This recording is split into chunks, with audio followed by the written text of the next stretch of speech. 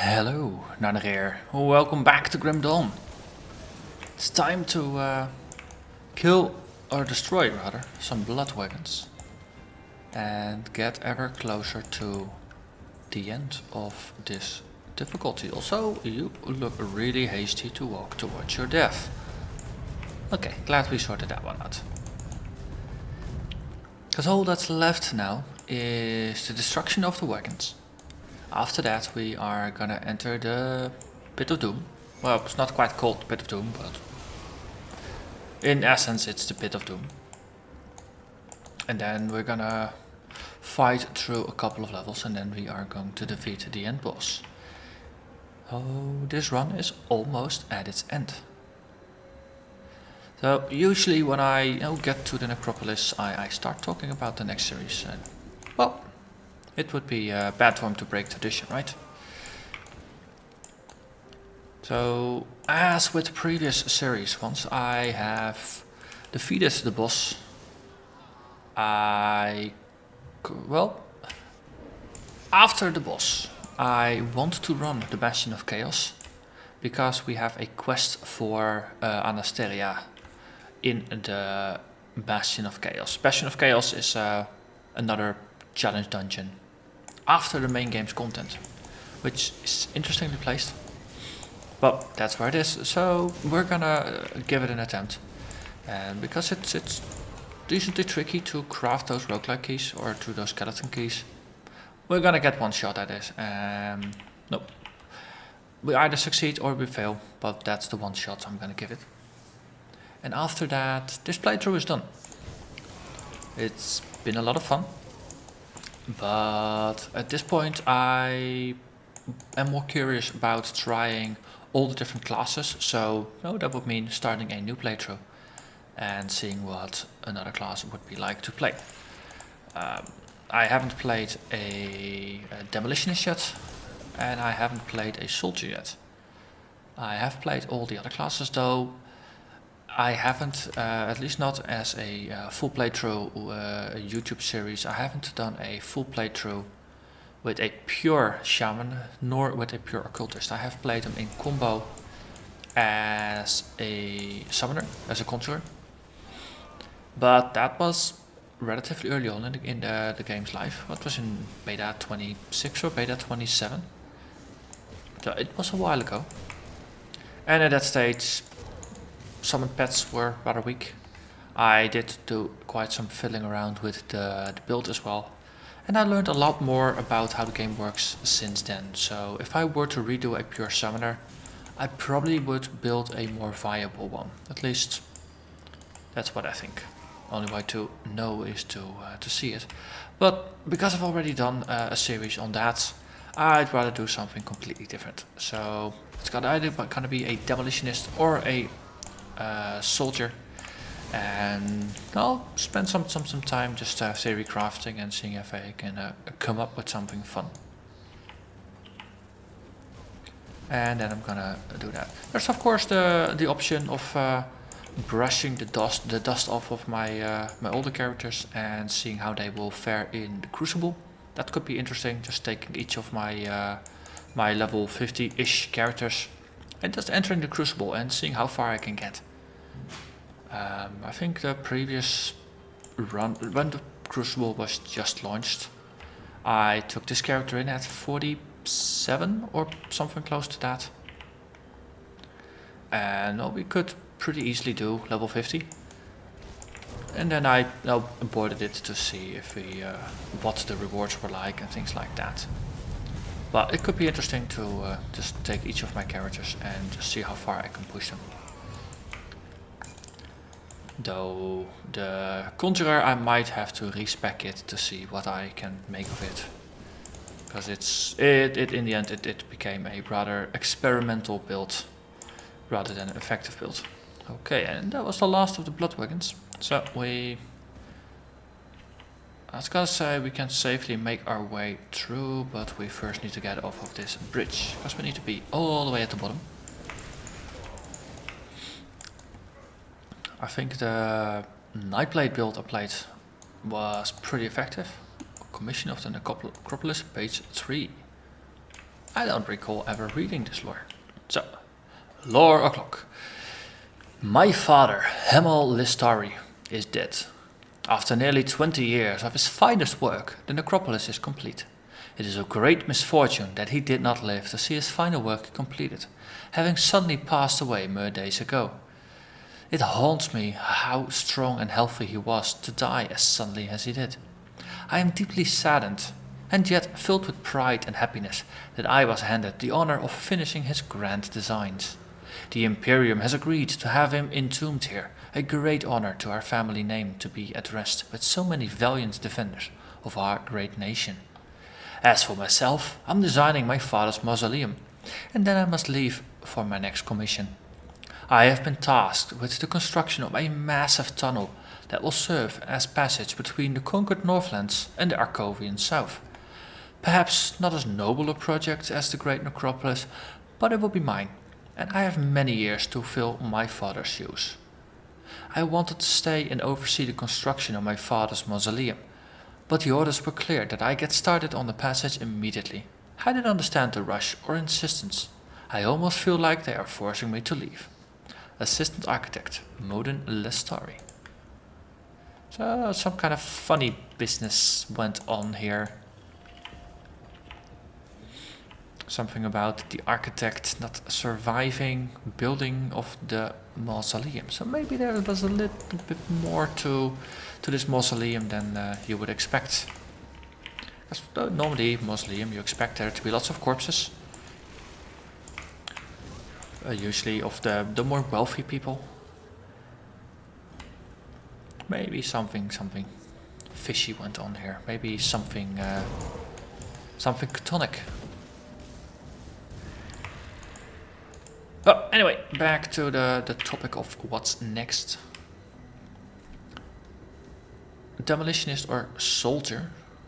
As I said, I'm gonna play one or the other, and then afterwards we'll probably just play the class I haven't played yet until I've played all of them. And maybe at that point after that I'll see about doing a proper hardcore playthrough. So that way I do get a full experience with all the classes of the game on just veteran mode.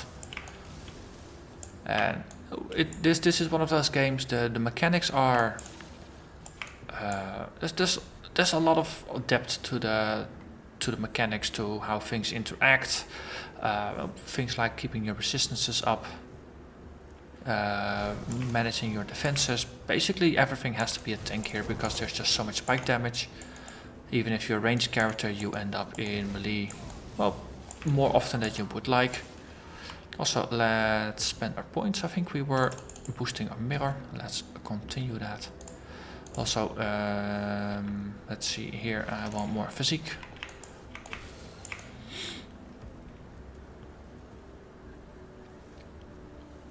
So yeah, after we finish the game on standard, also I want to go in there.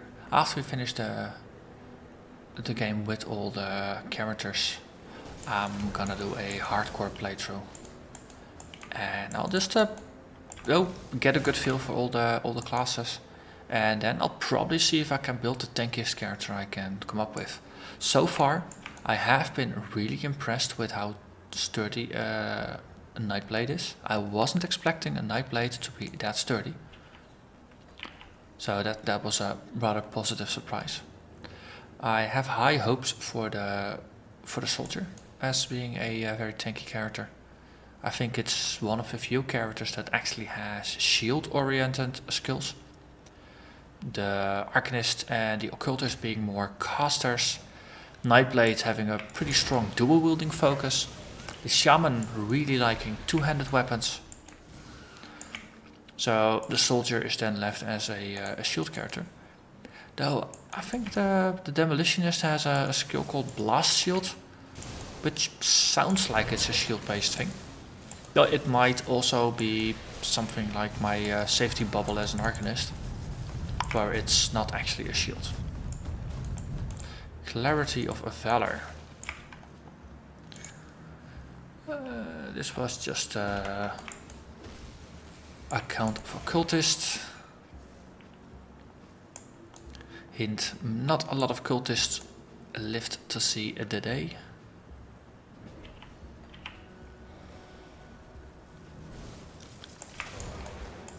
And yeah. You, yes. Whoa, people, stop trying to murder me, really. Not interested. So once we get in, we can just freeze them. Once we're out of the room, it's harder to freeze them, since then the small doorway is gonna block a lot of the freeze ray. There is a unique in here. One kazoo. And he died before I could read the rest of his title. It's just always a very good thing for bosses. If you can't read their name because they die so fast, you're doing something right. Okay. You also want to get murdered? Sure, we will oblige. And that's only because there's a strongbox here.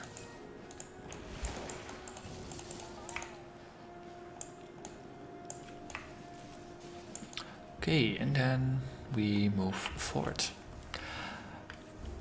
I got a suspicion we might even end up facing the Logorian today. Hello there, Bingalgagor. You're a bit early, aren't you? I believe you were usually further down the road. Or are you just a random spawn? It's 57, so he's 4 levels above me. Ooh, okay. In the end he did a bit more damage than I was anticipating, but I hadn't used my mirror yet. Which is down to 13.5 seconds cooldown timer. That's pretty nice. Ooh, blueprint for a Vortex Stone unique epic amulet. Level 45. Some health, some energy regen, cast speed, attack speed and a random stat. Interesting. Crumbling wall down there. Okay. Yeah, so we will be going down here, then we walk around and then we explore. I can't do that yet. So, with a bit of luck we'll do the Logorian today, then next episode we'll have to have a look at the dungeon, I believe. Yes, I already have a skeleton key. I thought about making one of those in advance, so I wouldn't accidentally use up the crafting materials to make my relic. Still have to get more ectos. Haven't had a lot of time to farm for materials.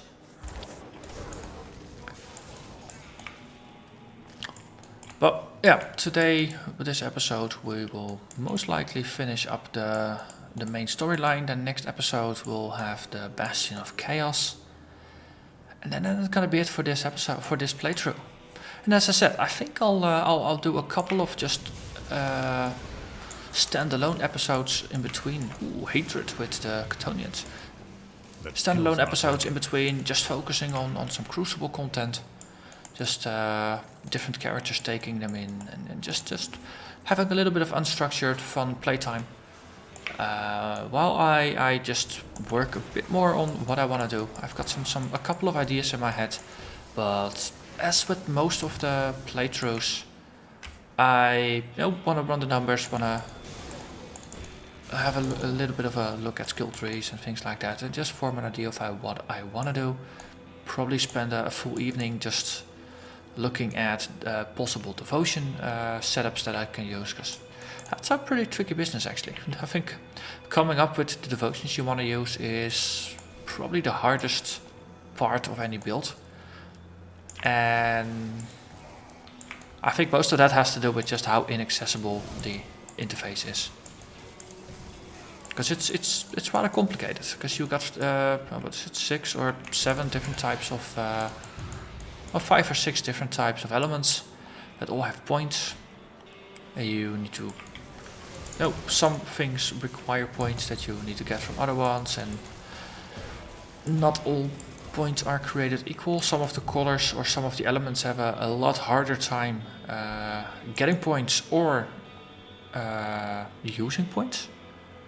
Because there's some colors that are pretty easy to get points for, but then you never really have a good reason to spend them. I think green is one of those. While things like purple and blue have the opposite effect, where it's pretty easy to find 50 points you want to spend, but it's hard to get like 15 or so from useful things. Something along those lines. It's the general idea that applies here, not specifically the numbers. So it's a bit unbalanced how the elements behave against each other. One of the things is, of course, the devotion tree is really nice for making your character tankier. Also, boss fight. The door has opened. Nobody's bugging us, right? Something has changed. Something in the air feels different. It feels like being inside of a bottle when the cork is popped. All the pressure released and my soul pulled from my body to the opening in an explosive release. My mind reels and I find it hard to stay on my feet. I can feel it. Deep beneath the ground, they have finally completed the final rites and the door has opened. The blood surges inside me, pushing, pulling, drawing me closer. I must go. I must see the great awakening. If I am chosen, I am ready to be whole once more, to be one with Cthulhu. Someone is happy to walk towards their doom. And I think I am right in what I mentioned earlier. Normally, the tentacle guardian guy that we encountered here, normally he stands here and then he attacks you. I wonder what happened. Now, if he was on his way to the local Starbucks or something, just getting a cup of coffee or something like that, or maybe a frappuccino to just cool down. I don't know, but yeah, it feels weird that he wasn't in his usual spot. On the other hand, this is a bottleneck, you will have to go past here, so effectively he's still guarding the door.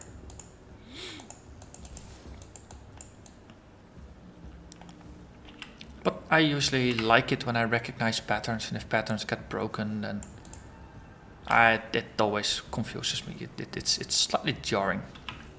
Okay, we can at least put a portal up here in the site of the Logorian. And let's see if we can get ourselves a boss fight.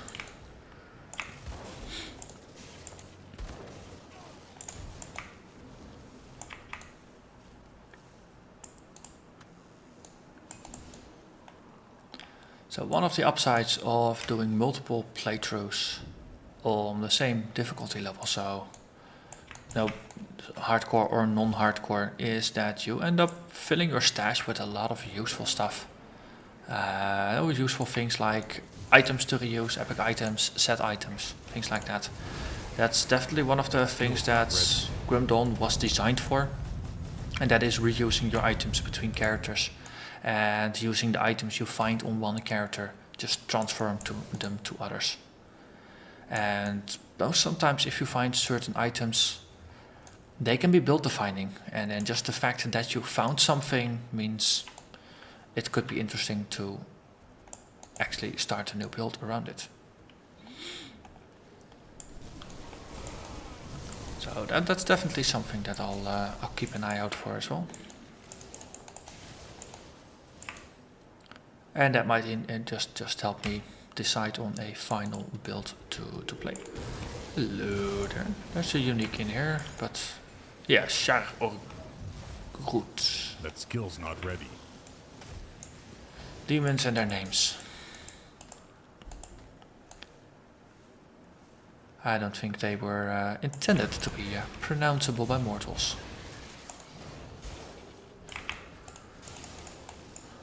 There's this whole mythological thing as well, right? If you know the true name of a demon, then you have power over it, or something along those lines.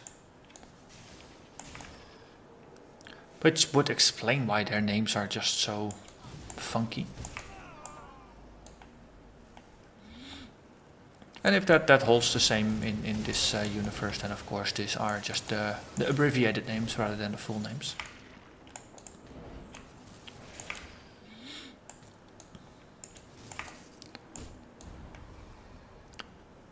Let's see, then we go here.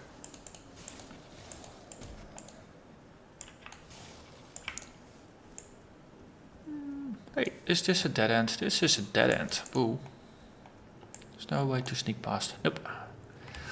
We are walking back. Well, it's not too far, and there's plenty of demons to kill over here. Also, I spy a treasure chest here. Let's loot it. And of course, nothing useful. And for that, all of you will suffer. You were gonna suffer anyway, but might as well come up with an arbitrary excuse for it.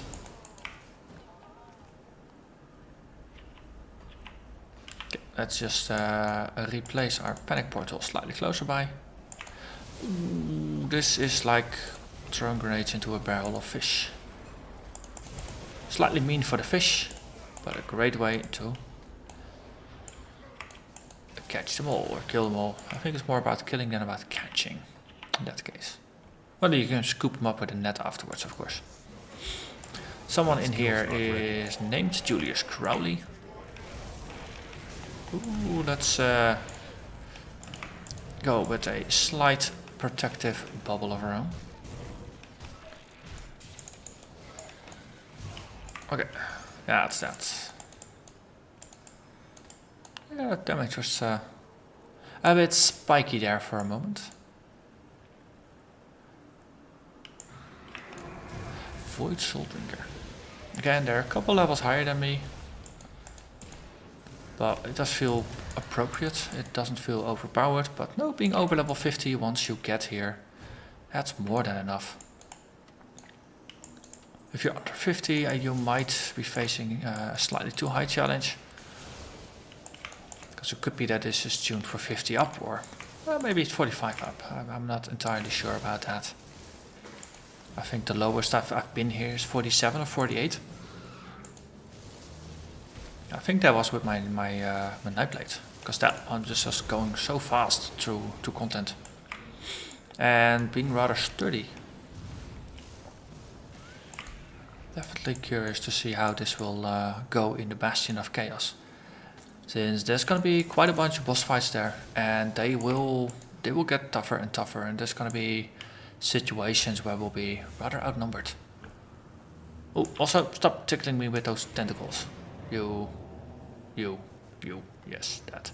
Hello there, Bloodlord Thalonis. Here, I'll just bombard you. Okay, we'll just bubble up. That skill's not ready.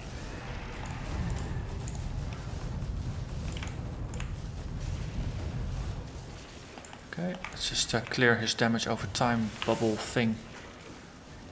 That's one of the nice things about nullification, of course, is that if you have a dot on you, you can rid yourself of it.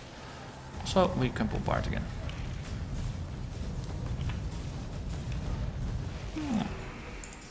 I have to say, this went rather well. And we have a portal back.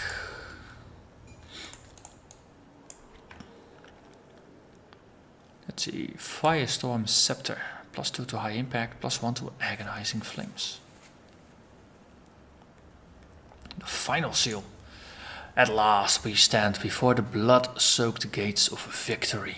The Logorian will soon be awakened, and with it we shall usher in a new age. It is you, my loyal supplicants, that have paved the road to our final victory. Your dedication and sacrifice has carried us to the threshold, and I shall see us through. The ancients were determined in their construction of this final chamber. 100 of the Imperium's finest arcanists dropped dead to empower the runes which now bind the Logorian's tomb. They believed their sacrifice worthy, their seals impenetrable. But we have an army of thousands surging with the power of the dead god, power that will not be contained. I have gladly put a blade to the throats of my most faithful, and felt the rush of their blood escaping, blood that has given willingly in this final hour. With the power of their blood I have shattered the final seal and begun the ritual. Soon the Logorian shall stir from its eternal slumber. The world will shudder once more under the gaze of the mouth of Cthulhu. Let the blood flow. So, that was a bit of a pep talk. Let's go in. Welcome to the Edge of Madness. And there is a Logorian.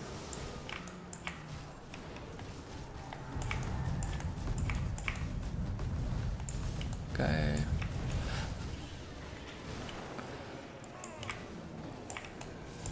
Oh no, Ulgrim got eaten. Skill's not ready. I was not expecting that. No, not at all. Well, secretly I was. Happened a couple of times before as well. Still an unsolved plot point actually. What the heck happened with Ulgrim? Also, wait, what? Wow. How fast is that voice of Cthulhu dying? So I think this is pretty good confirmation of just how powerful this build is. We are tearing through him like it's nobody's business. That was the Logorian. With the Nightblade, I think this lasted a couple of minutes. With the Conjurer, it lasted even longer and I died a couple times. Here, this might have been within a minute that we defeated the Logorian. And that's not anything to say that the Logorian is weak. No, the Logorian is a pretty tough boss. And especially with all the add-ons and summons and those blood cloud things that he summons, he's pretty tough. This is a very, very powerful build. But we have accomplished what we set out to do. So now, of course, it's time to head back to Fort Icon and tell Inquisitor Creed that our buddy is no more. And yeah, I think we get the legendary weapon as a reward from him. You've returned. Is it finished then? The beast has been banished, but Ulgrim was pulled into the void along with it. And so, our great moment of triumph is soured with tragedy. The cult's defeat at the Necropolis marks humanity's first major victory in this conflict, proving that we are not going to simply lie down and let ourselves be wiped out by fiends and spirits. Word of this victory will spread and give people hope that someday this nightmare will truly be over. Yet we cannot forget those who sacrificed their lives to bring us here. Brave men and women of the Black Legion who took up arms in the defense of Erelon, a nation that scorned them as criminals, outcasts, even traitors. In death, they were none of those things. They died as heroes. But I refuse to count Ulgrim among the dead just yet. I owe him that much. Take your leave and rest. Celebrate a bit if you can. You've certainly earned it. We won't give up on Ulgrim. So they like us a bit better and we get Fiend's Resolve. Let's see, that's... As I was saying before, the items you find and the items you get, they won't always match up with what you are currently playing. In this case, acid, chaos, poison, this shouts occultist.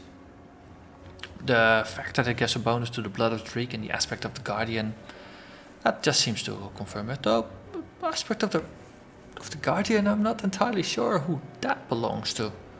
But at least Blood of the Reek, that sounds pretty occultisty to me. Granted skills, Fiend's Resolve, 100% chance when you get hit. Fiendish effigy fills you with resolve, enabling you to continue to fight. Lasts for 6 seconds, it heals you, and it restores you. Wow, that's a lot of health that you get. 50% damage absorption for 6 seconds, and a bunch of bonus damage. It's just pretty darn powerful. I like it. Not useful for us, but it's useful nonetheless. So, let's see. Map, yes. The next episode we're heading over to the Bastion of Chaos for the final episode of this playthrough.